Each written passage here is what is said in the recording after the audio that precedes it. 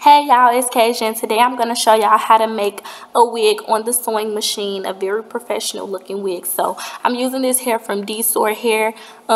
They sent me Peruvian 2022 and 24 with a 20-inch closure, and I did do an ginger kind of orangey brownie kind of color, auburn kind of color, and I did go ahead and add these deep waves or crimps, whatever you want to call them, to the hair. If you do want to see how I style this, stay tuned for my next video. It'll be coming out in about 2 days. But anyway, I'm just going to get started. I used this mesh dome cap. I ordered a bulk of these from Amazon. You don't have to use this brand, but I do like this brand because these ones have a really good fit. So I am going to be using my 22-inch dome head. I am in dire need of a new dome head, so I will be getting one of those very soon. But anyway, I'm just going to be pinning it into place, making sure to pull the bottom part down because, you know, it fits on your head a little bit different than a dome cap. It's a little bit extra space, so I am going to go ahead and hand sew that to close up those gaps and make sure that the cap is nice and true to fit. So I'm just going to be hand sewing that closed, and then after I hand sew it, I'm going to begin the process of marking out my lines for where I am going to sew my closure and my tracks. So I'm just starting out with pinning my closure down. I know you probably can't see that well, but I am stretching my closure all the way out. I'm stretching it as far as I can. Be sure to stretch out, and I'm putting it a little bit, like putting the hairline of the closure a little bit past the front part of the band, just about a ½ an inch.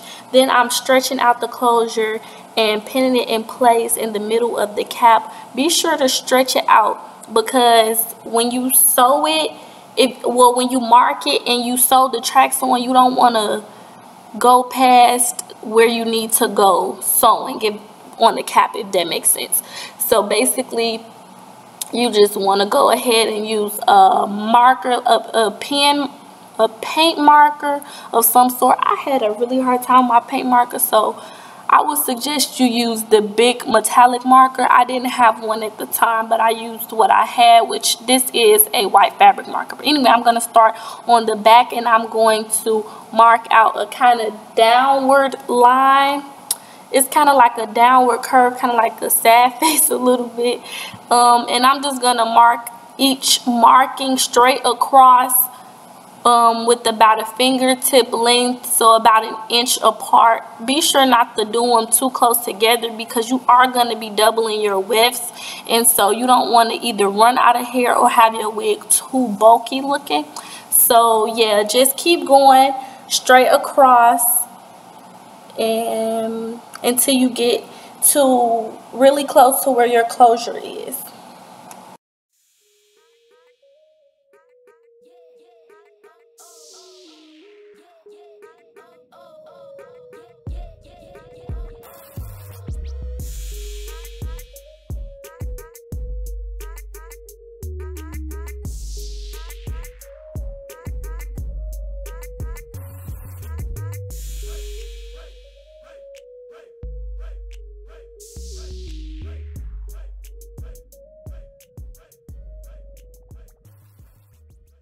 Okay, so since on this one you're pretty much touching where the closure is, the next one you're not gonna bring it all the way to where the closure is. You're gonna kind of angle it to touch the track prior to it, like the track before, and then instead of doing an inch on this one, you're gonna do a ½ an inch, and you're going to touch the closure right in the corner. You're gonna meet up where the other track is. Now if it does overlap, I'm counting the tracks, but yeah. So I have a simple machine. You can use whatever machine you have, and I just did a regular zigzag stitch on 4, so they're not really close together.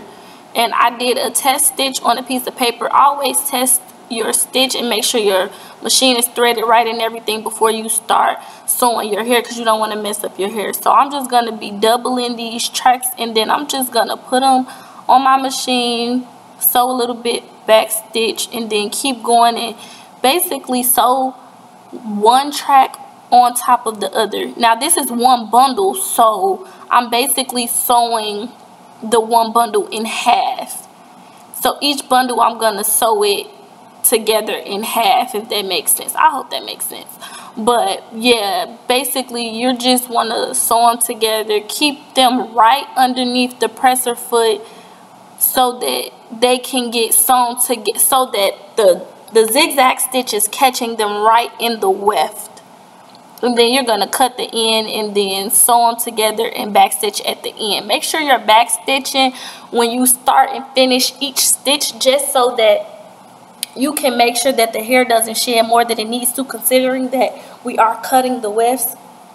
So you're going to do that to the other two bundles, and then we're going to pre-cut each track on the cap, if that makes sense. So you're going to measure each level, like each row, and then pre-cut it. The reason that you want to do that is because you don't want it, when you're sewing and you don't do this, you can either pull the cap too much or you won't pull it enough, and then you're basically changing the sizing of the cap. If you pull it too much, you're making it bigger. If you don't pull it enough, you're going to make the cap smaller.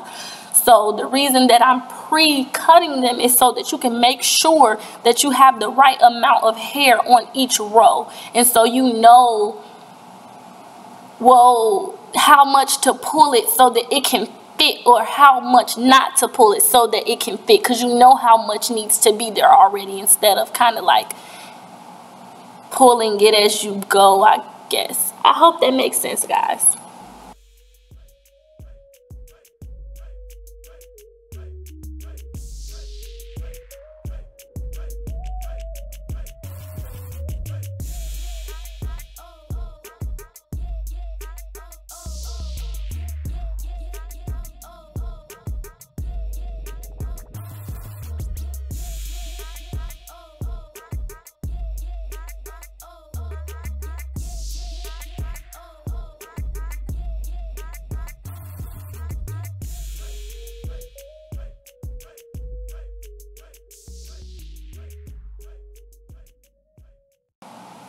Okay, so for each track, you're just going to put the weft right on the line that you drew in.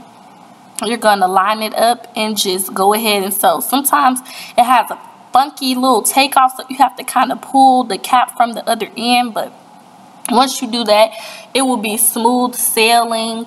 It's really actually not that hard. You just have to practice, and it makes your wigs, for one, it's a lot quicker, but for two, it makes your wigs a lot flatter and more professional looking, and you don't have the issue of loose tracks or having to remake your wigs very often.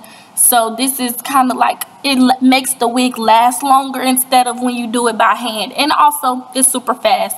So you just want to put each track on, back stitch at the beginning, and then keep going all the way until you finish the track and finish that row, and then you do the same thing all the way up until the top. Now once you get to the top, you're gonna have a little bit of, maybe not an issue, but be very careful to make sure that you're not catching another part of the cap underneath. So make sure that it's just that piece of the cap and that track that you're sewing, and that you're not catching up any other pieces of the cap, because it's gonna be a headache if you do.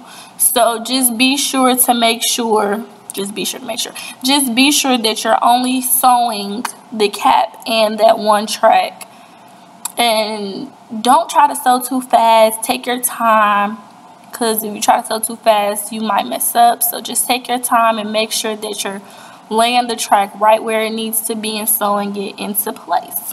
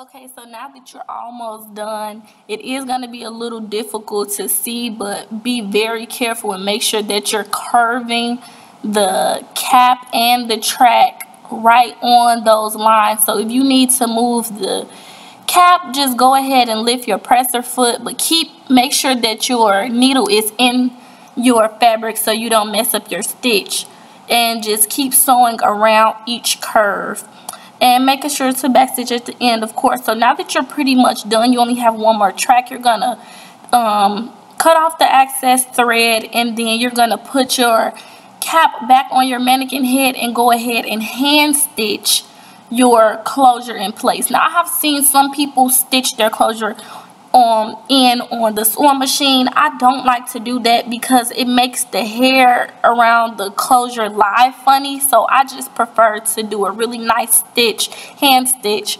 of my closure, and then go back in and add that last track using the sewing machine. If adding this last track on the sewing machine is too much of a challenge for you, you can go ahead and just sew in that last track with hand stitch it right after you hand stitch your closure if it is too much to get all of this underneath the sewing machine, because that's what I used to do before I was basically experienced enough to do it all on the machine. So basically go ahead and hand sew right where your markings was, and if your markings are a little off, that's okay. Hand sew it the way that it needs to be, like hand sew it and make sure that it's flat. So once you do that, also you're gonna start from the middle back and bring it all the way to one side, and then start back at the middle back and bring it all the way to the other side. If you watched my videos before, you know this is how I always sew my closures, just to make sure that they don't shift. So once you're done doing that, you're gonna sew in that last track, and then you're pretty much done with the wig. You're just gonna go ahead and define that part and everything and style it, and you're ready to go. Also, my styling video will be posted a few days after this one, so stay tuned for that. Comment, subscribe, all that good stuff. I'm going to be having some heavy hitters coming for y'all. So thank you for watching. I hope you enjoy. I am not going to be talking through the rest of this video, so let me just let y'all know right now, after you finish sewing on this closure, you are going to cut off your excess cap underneath. Make sure to cut it close to the closure, but not too close to where you cut and your closure comes off. So just leave a little bit, probably a 1/4 inch of cap left underneath. Yeah, so I hope y'all enjoyed this tutorial. Let me know in the comment section below if you have any questions. I'll be sure to answer them. I'm gonna link everything